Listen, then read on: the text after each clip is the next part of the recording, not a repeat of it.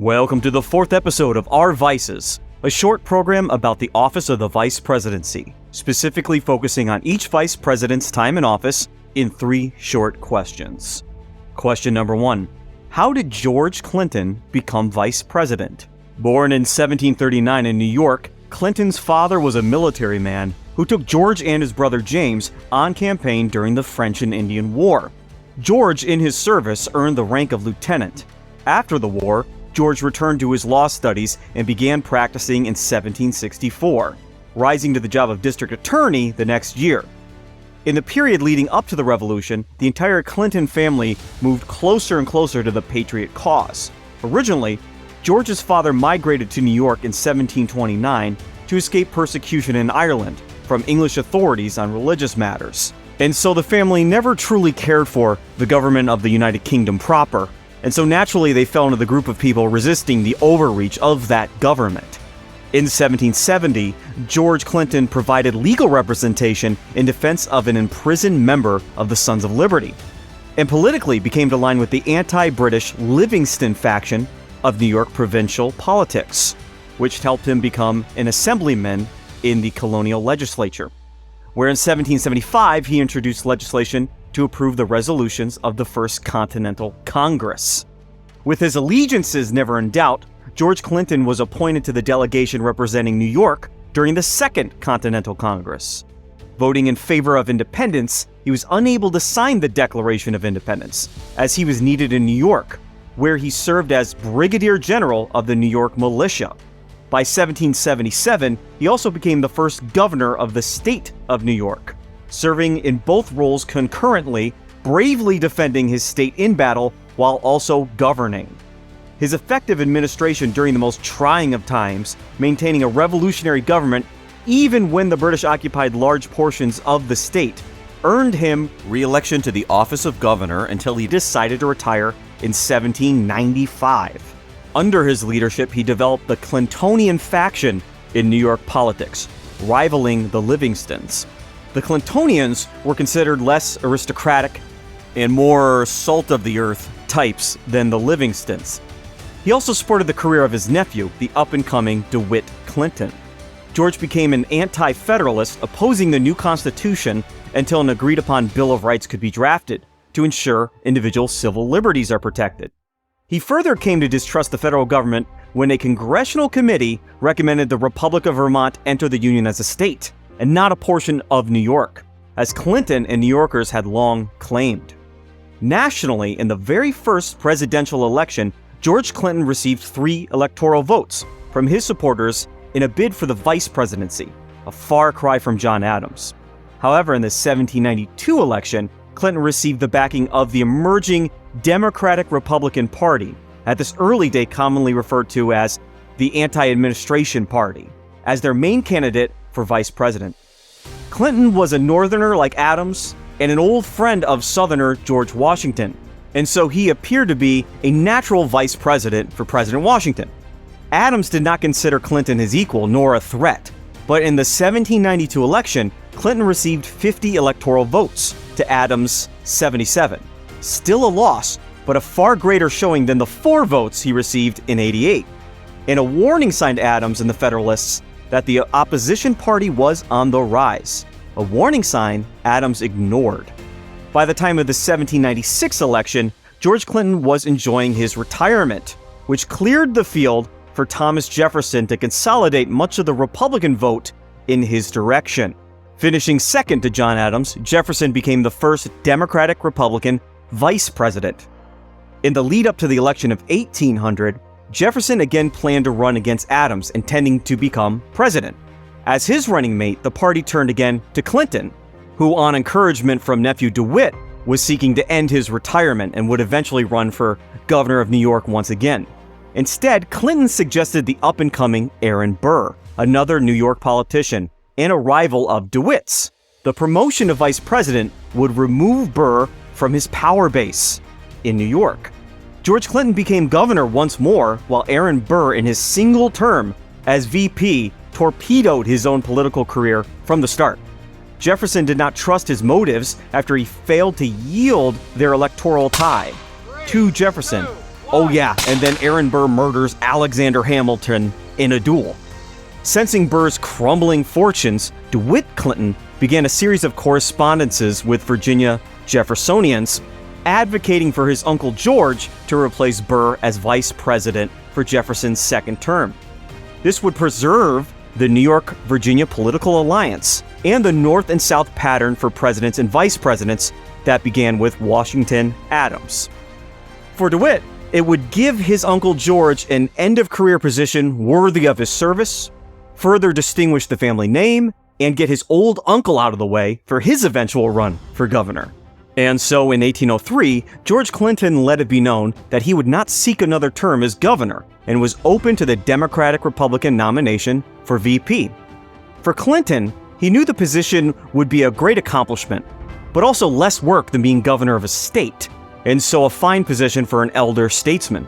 Jefferson liked Clinton for the job, as George would bring all the benefits fellow New Yorker Burr had to the ticket, but was far older and thus unlikely to run for president against his chosen successor, James Madison. Jefferson knew the Virginia-New York alliance was essential to the electoral power of his party, but wanted the Virginian end of the alliance to be in the driver's seat. Burr's vice presidency necessitated the 12th Amendment, which among other things meant that electoral votes would be marked for either president or vice president, instead of both positions being elected from the same pool. In the old system, the second-place candidate became vice president. Now the person who received the majority of vice presidential electoral votes would become vice president. This allowed for a party team ticket that didn't have to technically run against one another. In the 1804 elections, the Democratic Republicans won in a landslide. George Clinton won 162 of the vice presidential electoral votes. He only needed 89 to win. His competitor, Rufus King, also of New York, only received 14. With this, George Clinton became the fourth vice president of the United States. Which brings us to question number 2. What did George Clinton accomplish during his time as vice president? Clinton took office in March of 1805, and it immediately became clear that old George had difficulty serving as the presiding officer of the Senate. Spending so many years as the executive of New York, he had little legislative experience and was not well versed in parliamentary procedure, something his predecessor Burr was praised for. Additionally, Clinton never really fit in with the high society of D.C. that was heavily Southern in nature. Having been a New Yorker all his life, Clinton found any excuse at all to return to his home state. Jefferson essentially used the vice presidential position to sideline Clinton, much as Clinton had done to Burr. Jefferson never sought advice from Clinton, nor asked for any recommendations to appointed offices. In this way, his party could still include a powerful Northerner without ever giving him any real clout, again, paving the way for his Secretary of State, James Madison, to become the next president. In New York, the new governor Morgan Lewis ascended to power over the wave of his own faction, the Lewisites, now rivaling the Clintonians, and diminishing the influence of George and DeWitt. Jefferson, rightfully so, also saw DeWitt as a potential future rival to Madison, which he would be in 1812.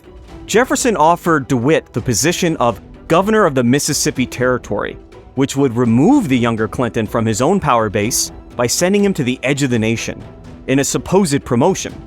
DeWitt wisely declined. This all seems like a lot of infighting and maneuvering for a functional political party. But at this point in time, parties like the Democratic Republicans function more like a confederation of state parties. And the very real North-South divide created sharp differences of priorities even within the party. George Clinton presided over the Senate only when he really wanted to. If he knew he could potentially be the tie-breaking vote on a matter he valued, he made an appearance. Such was the case in the nomination of his friend, John Armstrong, to the position of Commissioner to Spain. Clinton broke the 15-15 tie in favor of Armstrong. In time, Clinton grew disillusioned with Jefferson, who he viewed as indecisive on foreign affairs, believing that a war with France or Britain would be inevitable. Clinton thought the president should be doing more to prepare for a future war that would be especially harmful to the great port cities of the North and their shipping vessels. In 1807, the Clintonians asked George to run again for governor of New York, which he declined, as the election of 1808 might prove promising for his own presidential aspirations. His main competition within the party, once again, was James Madison. Clinton's supporters wanted a Northerner as president, demonstrating the fair balance of the Union. Clinton also had years on Madison and was clearly Madison's senior.